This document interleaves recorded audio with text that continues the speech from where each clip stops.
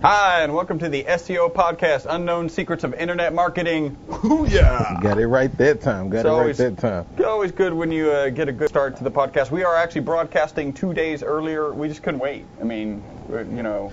Yeah, it had nothing to do with the fact that I'll be gone Friday. Are you leaving? Well, okay, that's the real reason. Let's see. He's Chris. Oh, yeah. My name is Chris Burris, owner of eWebStyle. I'm Charles Lewis, your internet marketing specialist. I was just trying to stay ahead of the Geno time limit. Like, if we just don't introduce ourselves, maybe we need to cut out the title, trim the news a little bit. Put the title out. Yeah, this is... Last podcast was podcast number 121, despite the post I put on Twitter that this podcast was number 220 something. No. Last podcast was 120. Today is 121. Actually, it turns out that last podcast was 121.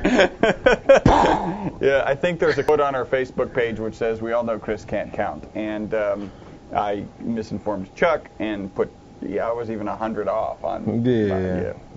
All right. So anyway, last podcast, if you were to recall, you can go back and listen to that. In fact, you can find our podcast at e-webstyle.com/SEO podcast. Mm-hmm. You can follow us on Facebook, facebook.com/eWebstyle. On Twitter, twitter.com/eWebstyle. On YouTube, youtube.com/eWebstyle. All one word. It's simple. And then you can send us an email at podcast@e-webstyle.com. We have another podcast. It's actually a video cast. It's going to be live on iTunes soon. It's actually our Unknown Secrets of SEO website analysis, where we actually do analysis of websites that you submit on our website. Sounds like a nasty vegetable. Yeah, it's like, ooh, do I have to eat that? You can't have dessert until you eat your analysis. Your analysis. In the last podcast, we give a tip. In every podcast, we give a tip from the previous podcast. The tip from the previous podcast is whatever amount of time you think is good for keyword research, double it. Yeah, double down. And we actually, last podcast, didn't read the tip from the previous one, which was 120. I found it. It says, keep consumer intent and your goal in mind while defining your target keywords. Speaking of the tips that we give, I'm going to give a punch in the face to SEO Stoked SEO. Sorry about that, at Stoked SEO. Follow him, real cool cat. And he hit us a few seconds ago, was like, we should tweet our tips. Yeah. So I'm going to tweet all three of these and get caught up as soon as I get back to my desk. That's cool, yeah. That's a great idea. It's an ongoing process. I mean, we've got 120. We should start from... But we started our tips probably around 50 or something, I think. A little bit of just to remember, I have to write it down because sometimes I forget. That's an awesome list to give somebody, the 120 keyword SEO tips. SEO tips. Link bait? Anyone? Would that be link bait? Do remember, we are your friendly local neighborhood top position snatchers, where our motto is... Don't be a douche. Yeah, don't be a douche. And we've got a podcast. In fact, you can go to our blog. If you just go to our website, click the blog button that's there, reasonably prominent, and do a search for douche. You'll find out what that's all about. You should know anyway, because you should have listened to all of our podcasts by now. Anyway... last time we mentioned Flash. I think I mentioned a little bit of news, Flash gets a little bit lonelier because I think iOS or something wasn't going to support it. Mm-hmm. I found another article. I thought this was interesting. So, our general consensus last time was, where's Flash going? Because we think about Flash from the perspective of creating websites, which is an absolute no-no for SEO. But there's some pretty impressive statistics. 98% of browsers have Flash installed. Yeah. 98%. And their real target is actually, and you think about this makes sense, games, advanced online video, and then they're actually working on, data-driven interfaces so that the Flash can interact with a database pretty easily, pretty elegantly, and in a pretty user-friendly way. So they're not going anywhere. I still predict that they're going to come out with a HTML5 creator tool app thing, something going on there. To help manage Flash. Yeah, I mean, because when I look at Flash, I immediately think social gaming. Right. And videos. I mean, because most videos that you watch, like including YouTube videos, that matter, are some version of Flash has been converted to Flash video. And so, there will be some sort of converter, as you speak of, because it's still necessary at this point. Yep. And if they've got a really powerful tool for really doing really good graphics in HTML5, they should have been going that direction quite a while ago, because even though Google can index Flash files, it doesn't index them well. It doesn't break them down as well as it does a particular individual page or whatever it may be. Hey, Google Plus is into beta. Hope I'm not stealing your blank stare news. No, it's all good. It's all good. I mean, I knew it when I saw the arrow come up on my Google Home screen. Oh, yeah. And so, but since it's in beta, since you brought it up, I was going to get them a pass. Okay. Because they haven't worked out my whole, Google Apps situation yet. So you lost your app for a while every now and then? Then it came back. Yeah. Like, what's up with that, Google? Like, come on. If you're going to put it in beta, let's fix the Google Apps users first. 'Cause everyone who uses Google Apps is not necessarily using it for a business. I think that's the problem. Yeah, they think it's all business. Yeah. And so, I just like Google Apps, and I didn't want to use Gmail. I'd rather use Most Serious. Yeah. So, y'all need to fix that. What does it mean that it's in beta? It means now you don't have to have an invite. Invites were so available, it shouldn't have been any problem for you to get one, so that probably doesn't change much. I saw this was pretty cool. They're going to actually soon, if they're not doing it already, because I thought they might have been, but they're going to soon put Hangouts on air. So you can have 10 people interacting in a Hangout, but that Hangout can be broadcast. Right? It can be streamed. So I'm thinking we may not be on Ustream. We may do a Hangout. Yeah. Yeah, well, and I figured that was coming because they recently opened up the API to developers. Yeah. The Hangouts API. So it's just a matter of time before we'll be hanging out in Facebook. In fact, they're going to do... Which would be awesome, by the way. Well, and then, you're going to be in Chicago on Friday, we could just G+ and do our podcast. And turn it onto a Hangout. Fancy. Kind of crazy, right? They are going to, Google kind of an announcement of this Hangouts on air. They're having a Hangout on air with the Black Eyed Peas tomorrow night. Oh, that's cool. You could check that out. Google is in court today. This is our last piece of news. They're in court today. Yelp is probably going to be testifying, and then of course TripAdvisor. That's where Google was actually showing the Yelp results, and then Yelp was saying, no, we want you to remove them from your Google local places, and Google said, if we remove them from there, we want to remove them from our index, all or nothing. So really kind of bent Yelp over, if you will. And Yelp. I mean, literally. Yeah, they were yelping. Yelp. Yeah, cause you got Bing, who the symbol for Yelp is Yelp. Yeah, you probably gonna lose this one. Good luck with that though. Well, I think, and these are charges against Google. So, I know. So it's just going to be Yelp. And I don't know how I feel. So the fact that they're showing, I don't think Google should have ever, and I think they were at one point, they were showing Yelp reviews as if they were Google reviews. They weren't properly didn't have proper citations, and links back to Yelp. Well, I don't know. You had to click. You had to click first, and once you got into the place page, then it was clear that the review came from Yelp or City Search or Angie's List or wherever it came from. Right. That on the home page, on the search engine results page, it just had the review there. Right. And so, come on, Yelp. It is what it is. Yeah, I think that's kind of what I would think. Dude, last time we did a podcast, we had reviews. They disappeared. Frankly, they're not there now. But really? I caught them on a screenshot. They're gone again? Yeah, they're gone again. And somebody hit us on What's Facebook. What's up, iTunes, man? Yeah, come on, man. Really? It's crazy. So, by the way, I figured out if you're in iTunes and you search SEO podcast, we're number 2. If you search SEO, I pity the fool who number 1. Yeah. If you just search SEO, it shows SEO applications and then singers who go by the moniker SEO and all this stuff. And then there's a section for podcasts, and we're not in the top 4 or 5 there. And when you click through the SEO podcast, we're not in the top 2 there. So I don't know. iTunes is just all over the place. They trying to get us. We're moving our reviews, lowering our ranking. What's up with that? I use a MacBook, Apple. Yeah. I use an iPod as well. Statistically, we're probably a little bit higher in Apple usage than the average location, right? Yeah, we got you and Nicholas. Okay, we got 2 Mac users here.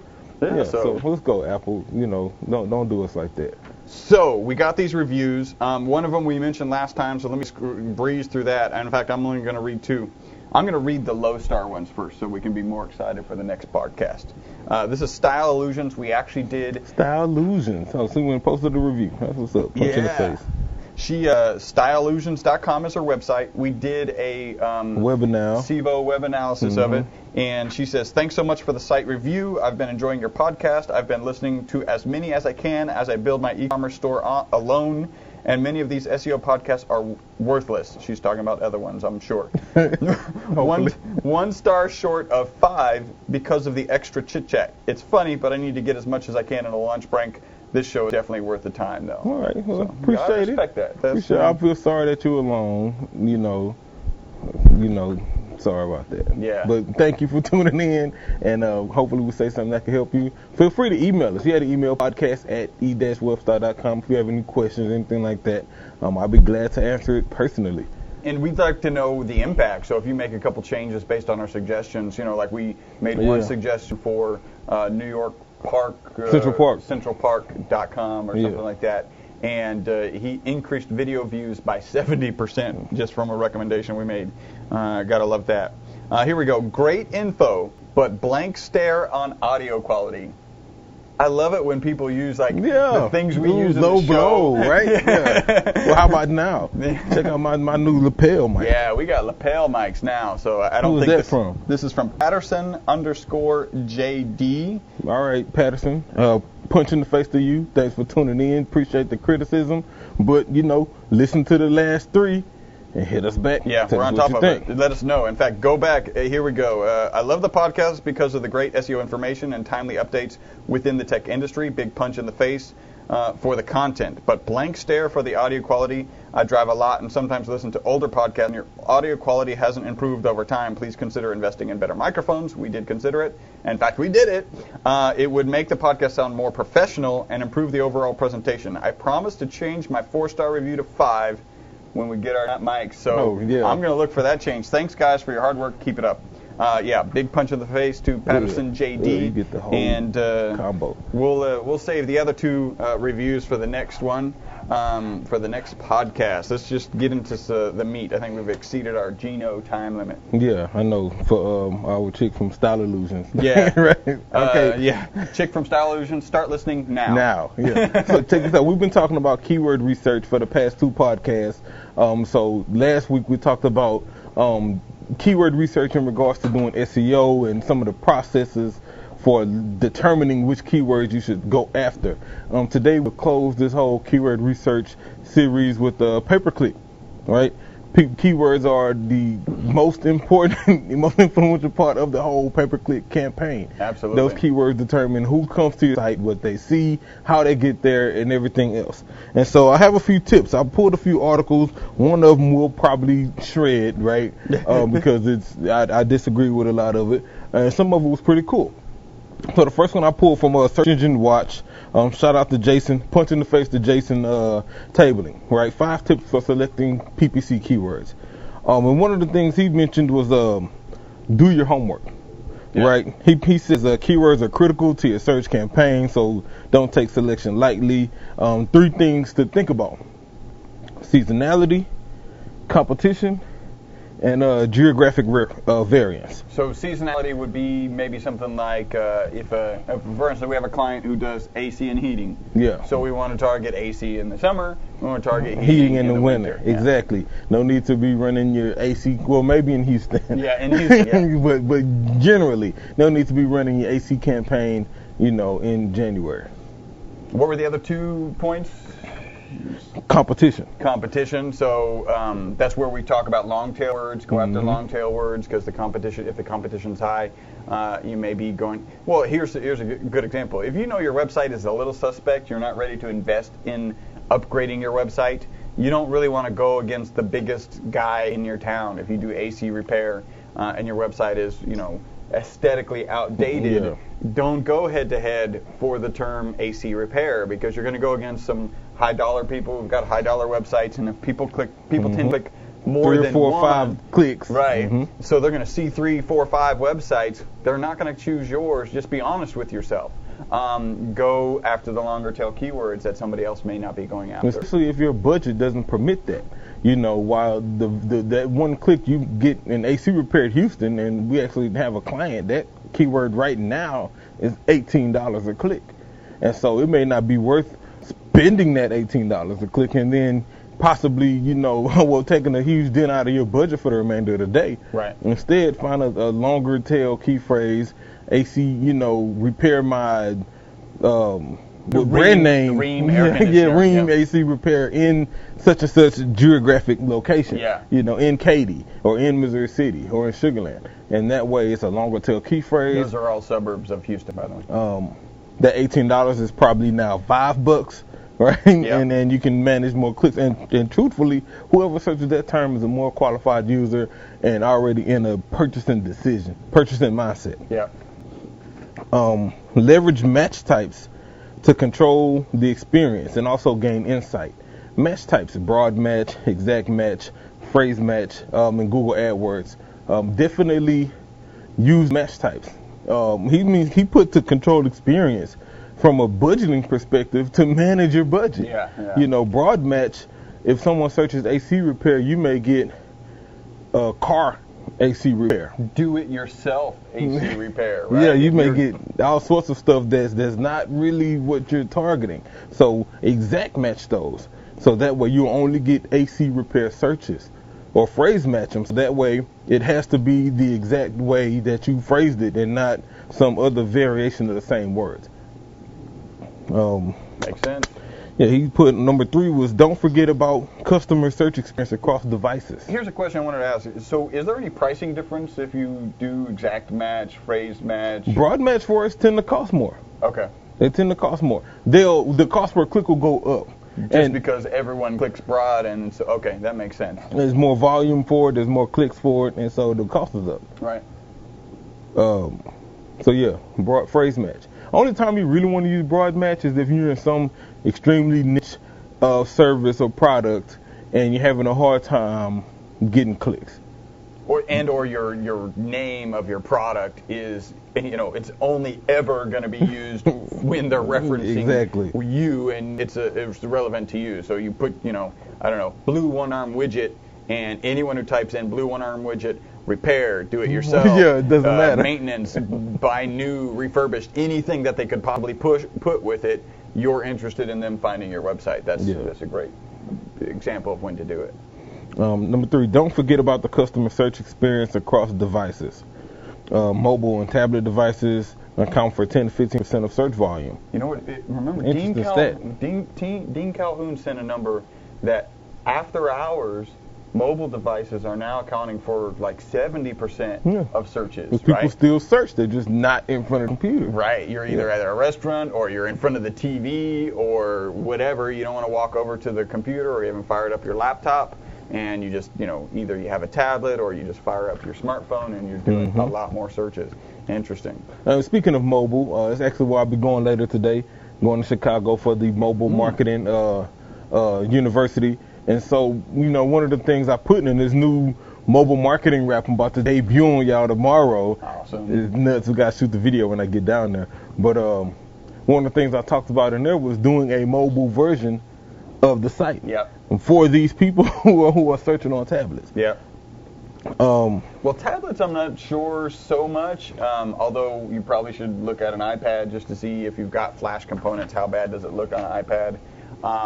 I think you do need to be mindful of, expediency potentially. Like for our website, we really, our mobile app can our mobile version really can be the same almost, because you got to do a little bit of research. You pick up the phone and you call, and especially if that's after hours, you're probably not going to call, so you're just kind of researching. So you've got, most smartphones are able to do that. Be mindful. I think those mobile versions are really for older, I won't say older platforms because they still have newer phones, but more like, I think BlackBerry. When I think mobile version, I think BlackBerry.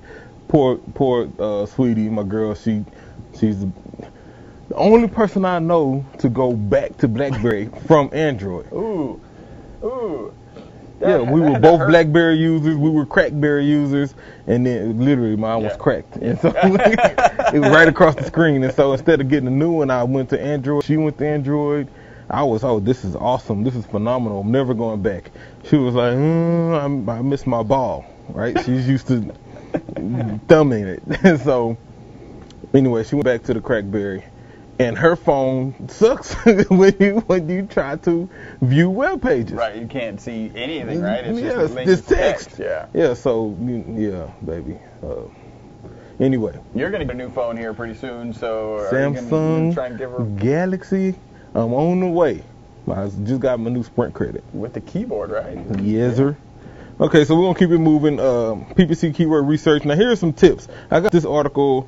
It's an older article posted on Sabahan. Sabahan? Sabahan. Okay. SABAHAN.com. Anyway, so I pulled the article from here, and there was a couple tips that made sense. Number one was, use misspelling and typos. I do want to say that's okay if it's a really commonly misspelled word. Right. Because then you just look stupid and you waste money. So, and that's really kind of an old trick, most people use spell check these days. Matter of fact, Google will auto-spell it, so yeah, be careful when you do that. That may be more effective on Bing and Yahoo. Yeah, most likely. Identify and use common abbreviations and acronyms. I think this is a great one. The AC campaign we're doing. Right. I have words that say AC repair, and then I have air condition repair. And so definitely use the acronyms. And then air conditioning repair. Yeah. And even abbreviations, DEC or December. Right. If you're running monthly specials or something like that. Use various verb, which is something I've been doing for a while. This is a secret I was keeping to myself, but I'll share it. Apparently it's out. Yeah. For example, the example he gave was learn to type. Learning to type, learn typing, learning typing, and so just different variations of the same words that people may search. Yeah. So you don't want to, now if you use, learn to type, and you have broad match on, you may get someone searching learning typing. Right. But if you're phrase matching or exact matching, then you want to have all of those phrases. Include all of them, yeah. Number 4, he put use plural versus singular. For that, right? For like making exact match, isn't there a tool? In your case, you typically refer to it when you're doing cities. The same thing would apply. Like you can do learning. No, I use it for those, and then I just always finish it with cities. Right. Yeah, I'll start learning, learned, do those. Typing, typed, right. And then spit those out, copy it, add my cities to the next column, and redo it. Is there a URL for that? It is ranks.nl. Ranks.nl. Go there, sign up, and then they got all kind of tools. That's just the keyword, what's it called? Keyword combinations tool. They have another keyword selector tool. Personally, I prefer Google's over theirs, but they got some pretty cool tools there. Giving away my secrets, Chris. My bad. We'll edit that. If we edited it, which we don't, we would edit that out. Use plural versus singular. All right. Computer book, computers book, computer books. Same situation. Right. So definitely people, search singular or plural, just depending on their mindset. You definitely want to take advantage of both of them. This is a good one here. Use separated, hyphenated, and merged keywords. So, for example, email. Right. All one word. E-mail or e-space mail. Right. Yeah. Definitely include all of those in your keywords. You'd hate to lose that client who just always uses a hyphen, and you're on, exact match, and you didn't have the hyphen, and this person wanted to buy the biggest thing you had. And the super email package. Yeah. It's probably free with Google Apps. Yeah. Or used to be free with Google Apps. I know, right? Yeah, they lowered that to 10 users now. Yeah. Used to be 20. It used to be 50, 50, right? then it was 25. Now it's 10. Yeah, soon it's going to be 1. Yeah. All right. Geographic location. We know about this. My thing on geographic locations is in AdWords, and this is across the board, but specifically in AdWords, be sure to consider the zip codes, because you can target by zip code. Right. And so, for example, in Houston, if I'm targeting the actual Houston metro area, then yes, I'll target zip code, because so many zip codes make up Harris County, right? But at the same time, in Missouri City, it's only 2, so just tagging my keyword, AC repair Missouri City is fine enough, right? But the AC repair Houston opens up a whole new string of people that I don't even, may not be trying to find. I don't want to drive across town to service. Yeah. Exactly. Use adjectives. You got to be careful with these: best, free, cheap, amazing, stuff like that. Adjectives take up valuable real estate in your ad text. You only have 35 characters on each line, and we talk about continuity, so you don't really want to bid on free AC advice and not have free AC advice on the landing page. So yeah. Well, and then Chris, earlier you talked about somebody's site who may not be that aesthetically pleasing. So the last thing you want to do is bid on beautiful such and such, and they click and go to an ugly site. Yeah. You definitely want your target to be consistent across the board. This is the one I disagree with. The last one, he put domain names like in the ad text. Oh no, yeah. Or as a keyword. So I'm not gonna use ewebstyle.com as a keyword. No. In fact, we had to complain for Google Boost, which is now like Google Fast AdSense or something. I'll have to figure out what the terminology is for that, because we were actually paying when people typed in eWebStyle and clicked on our pay-per-click ad. It's like, I don't need, they're looking for us. We're going to be on not only are we on the first page, we're on the first page with multiple pages identified, and there's no reason to do pay-per-click on your own domain name. There's no reason to do it on your own name in general, business name in general. Yeah, especially if that's your domain name, because there's a 99% chance that you'll show up first place anyway. Yeah. We also wouldn't bid on unknown secrets of internet marketing, right? Yeah. Because somebody who types that is looking for us, and frankly, we're the entire first page in that situation. Why am I going to add one extra spot that costs me money? That's just dumb. Yeah. For those people who don't, then there are some. For those who don't realize it's sponsored ads or pay-per-click ads at the top, I don't care what they think. Wow, these guys aren't in the top 3 positions. Oh, but look, they have the next 10. 9. If that's what they think, that's fine. They're going to find us. So. Yeah. That's cool. Is that all we got? That's it. That's all we got for PPC keyword research. So that finishes our kind of keyword segment. We've done 3 podcasts on keywords. As we always say, just like in real estate where it's location, location, location, in internet marketing, it's keyword, keyword, keyword. Yes. That's why our tip from last podcast was whatever amount of keyword research you think you need to do, double it. Yes. and spend more time with it, because you've got to get the keywords right.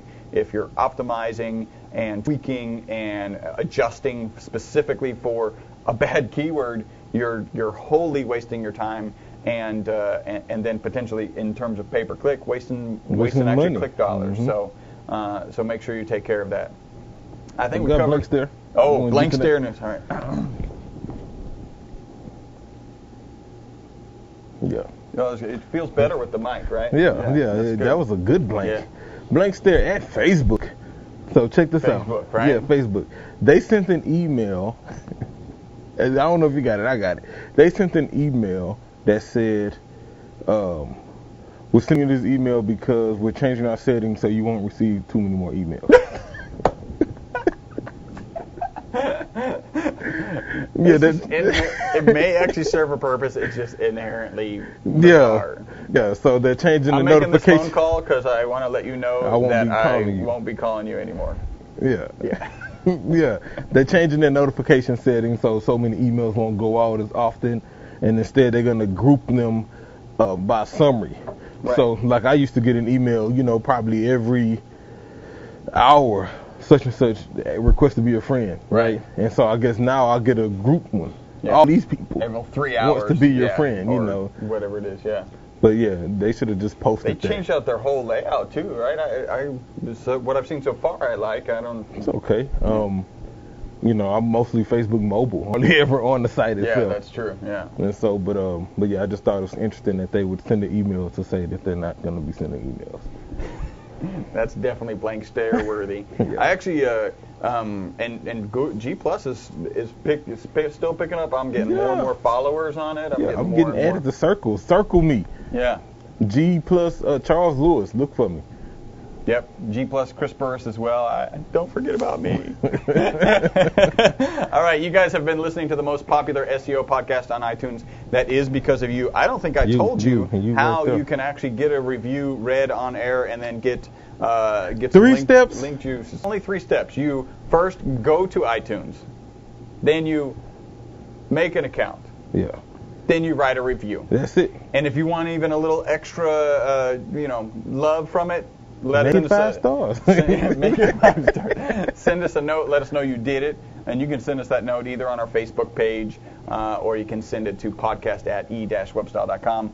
Just a little bit about us. We do full internet marketing service. Really what we like to say is we build great websites. We put them on the first page of Google, and then we iterate with the traffic from Google to make sure that traffic's actually converting into business. Yes.